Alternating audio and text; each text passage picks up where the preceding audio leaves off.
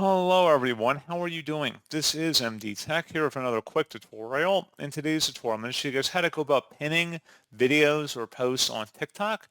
So this should hopefully be a pretty straightforward process here, guys. And without further ado, let's go ahead and jump right into it.